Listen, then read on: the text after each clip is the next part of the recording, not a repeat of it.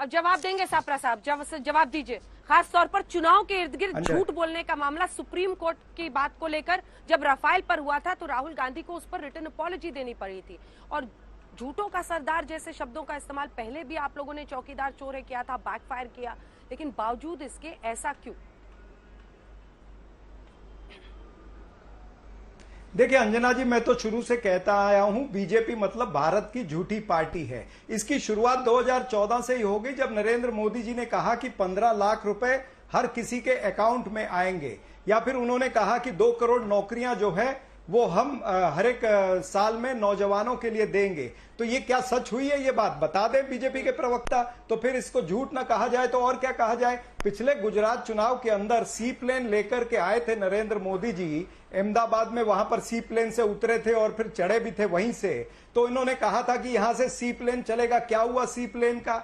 यानी इस तरह की नौटंकी जो है उसको कहीं ना कहीं जनता के बीच में एक्सपोज करना पड़ेगा। और ये तो मैंने 3 उदाहरण दिए हैं, ऐसे 50 उदाहरण हम दे सकते हैं, हर राज्य के बारे में दे सकते हैं, चाहे वो बिहार है या उत्तर प्रदेश। क्या क्या चुनाव के समय में जाकर के वादे करते हैं। बिहार में जाकर के कह दिया कि हम इतने लाख करोड़ का पैकेज देंगे, कहां गया वो पैकेज? या विशेष राज्य का दर्जा देंगे, कहां गया वो राज्य का दर्जा? आंध्र प्रदेश में इसी तरह से कुछ कहा, तेलंगाना में कहा, जम्मू कश्मीर में जाकर के इतने बड़े पैकेज की बात करते हैं। और नहीं तो मैं वही तो कह रहा हूं, केंद्र सरकार से मांग कर रहे ना कि भाई जो आपने वादे किए थे वो वादों को पूरा करिए, आप राज्य सरकार को मदद करिए। वहां पर मात्र झूठ बोल करके निकल जाना, इसीलिए बीजेपी जो है वो भारत की झूठी पार्टी, भारत की जुमला पार्टी है। जुमलों की चोट से ये वोट लेना चाहते हैं जो गुजरात की जनता इस बार नहीं देगी। ये बड़ी बातें करते हैं, पिछली बार की बात इनको याद दिलाओ, अमित शाह से लेकर के नरेंद्र मोदी सब कहते थे अब की बार 150 पार, लेकिन कहां रह गए? 99 में रह गए। 150 पार पिछली बार बोला था आपने। ठीक है, मैं इस पर जवाब लूंगी, लेकिन उससे पहले पीयूष जी एक कमेंट आपसे लेना चाहती हूँ। आपने कुछ काम गिनाने को कहा था, उन्होंने जो बैंक खाते लोगों के खुले हैं वहां से लेकर जल और नल का कनेक्शन लोगों के घरों तक पहुंचने से रोजगार के मुद्दे, तमाम मुद्दों पर जवाब दिया। ये वो काम गिना रहे हैं, अब आपकी क्या प्रतिक्रिया है उस पर? मेरी बहुत ही सिंपल सी प्रतिक्रिया है कि इन्हीं मुद्दों को लेकर चुनाव लड़ लीजिए। हमारे भाटिया जी तो चलिए, मैं राजनीतिक विश्लेषक हूं, पर आपकी शिक्षा और चिकित्सा की नीतियों का समर्थक हूं, तो उससे उन्हें कष्ट हुआ। कोई बात नहीं, कष्ट तो होना ही चाहिए, क्योंकि आपको लग रहा था कि जो गाड़ी पंचर हो गई है वो तो बहुत बढ़िया तरीके से दौड़ रही है। अब रही बात उसकी कि भाई जो बात हम लोग कर रहे हैं कि जो जैसा इन्होंने काम गिना है उसको लेके चुनाव लड़ लीजिए। 12 मिनट का मोनोलॉग था इनका करीब करीब। मेरा सिर्फ इतना सा कहना है अंजना जी, मेरी बात बस तो थोड़ी सी देर में कंप्लीट हो जाएगी।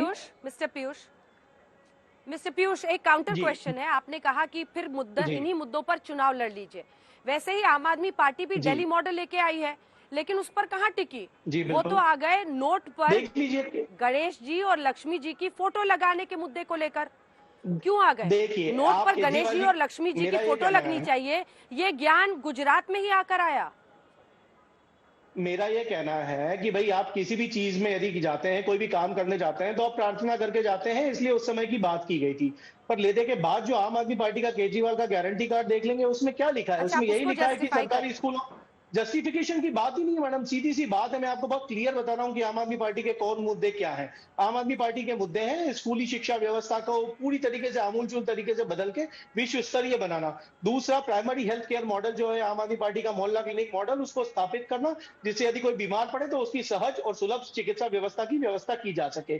तीसरा है 300 यूनिट बिजली फ्री देना, जिससे कि जो बेरोजगारी और महंगाई से त्रस्त जनता है उसकी जेब में कुछ पैसा बचाया जा सके। 10 लाख करोड़ रुपए का कर्जा माफ नहीं करना है अपने बड़े उद्योगपति मित्रों का, पर जो गरीब जनता है उसकी जेब में थोड़ा सा सहयोग राशि देना है, क्योंकि भारत की जो संविधान की परिकल्पना है वो एक वेलफेयर स्टेट की परिकल्पना है। तो इन्हीं बातों पे तो चुनाव लड़ रही है आम आदमी पार्टी लगातार। भाई आप 10,000 करोड़ का, अब गौरव जी आप दोनों की बातों का जवाब दे दीजिए। ठीक है गौरव जी, दोनों की बातों का जवाब दीजिए। उन्होंने कहा है जुमलों की चोट से आप वोट। धन्यवाद अंजना जी।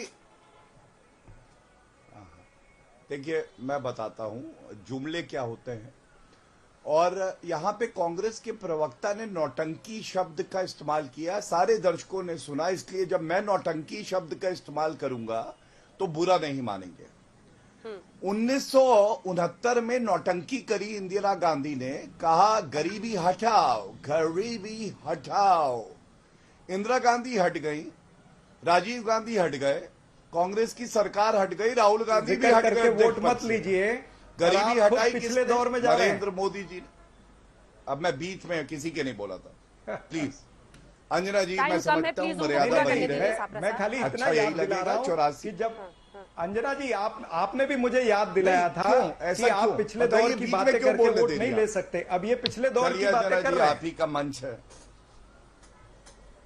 हाँ ठीक है, आज के दौर में आइए गुजरात में गौरव जी, जल्दी से गौरव जी, टाइम। हाँ, गुजरात में आइए नए दौर में लिखेंगे नई कहानी। आइए अंजना जी, बाइपोल हुए अभी 7 जगह पे विधानसभा के। आपको मालूम है हमारी 3 सीटें थी, हम जीते 4, 1 बढ़ गई। कांग्रेस पार्टी की 2 सीटें थी। नए दौर में नई बात, नई कहानी की बात करते हैं। सीटें कितनी हो गई? अंडा। दोनों जो जीते हुए थे वो भी हार गए। ये नए दौर की नई कहानी।